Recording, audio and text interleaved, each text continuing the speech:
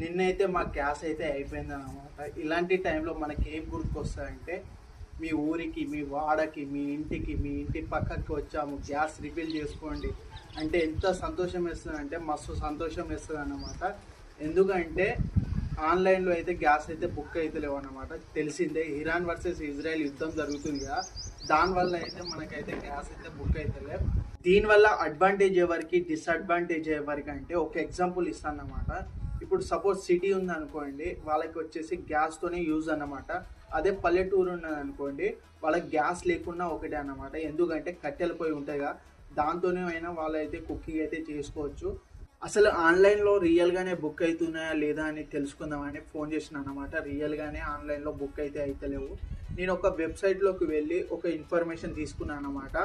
ఆ ఇన్ఫర్మేషన్ వచ్చేసి స్క్రీన్ మీద అవుపడుతుందిగా. ఆ Indian gas, Bharat gas, HP gas, మీరు ఏ గ్యాస్ అయితే ఆ గ్యాస్కి నెంబర్ చేయొచ్చు లేదా మెసేజ్ చేయొచ్చు.